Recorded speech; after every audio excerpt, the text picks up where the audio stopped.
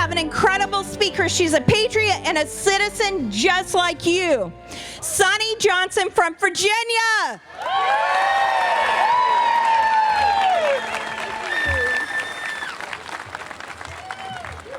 Hello, you know how important this is. I'm out in the rain, so forgive me for what I might look like, but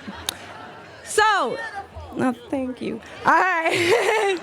So it's been about 2 years since we've been dealing with this. So I always like to take a minute to reflect, and we need to think back on what we've learned, some lessons we've taught, and still how far we have to go.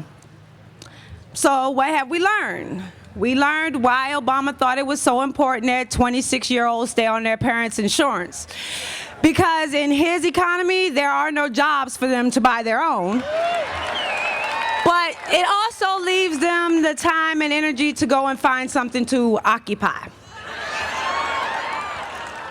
We learned that Obama cares. Not about us, but about his union friends that contributed to his campaign and helped him get elected. Can I say waiver, anyone?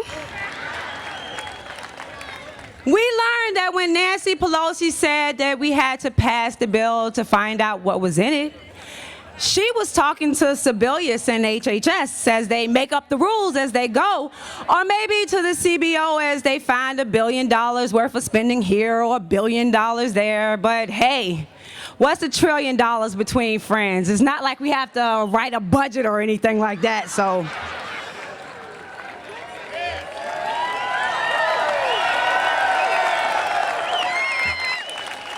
We found out that most of Congress don't even read the bills that they pass, nor do they read the Constitution that they've sworn to uphold.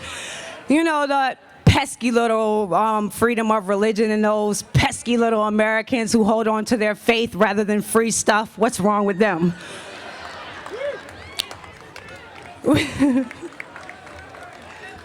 We've learned that they will hide their socialist agenda behind a single individual, and then they will call it a war on women.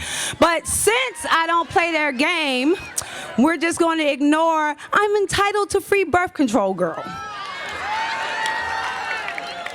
But in short, what we've learned their tactics. They thought we wouldn't see through the fog and distraction. They thought that they could pass this bill and we would disappear. Their names and faces would be etched into the history books, and we would be so happy that our benevolent government blessed us with free things.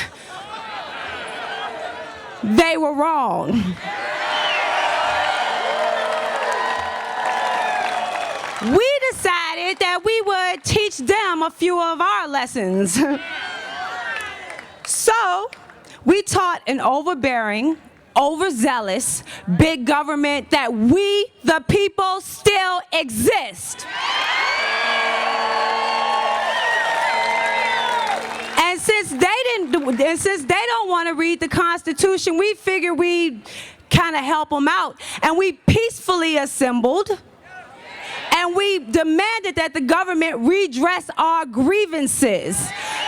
But we didn't stop there. We reminded them there was this thing called the 10th Amendment, as 26 states stood up and took their grievances to the Supreme Court, and we'll get a ruling on that very soon. We reminded Nancy Pelosi that she can skydive into our personal lives, but we can pole vault her right back out. No more Speaker of the House. We showed Vice President Joe Biden that this is a big effing deal. But not because he said so, but because we said so. We care about our liberty, our freedom, our children, their future, this country, and we will not sit down and shut up and take our place. We showed a big government our tactics. We organized, we ignored the mainstream media, and we occupied the voting booths. So shall I call it, shellacking. But we aren't finished yet. But neither are they. They want a single-payer system.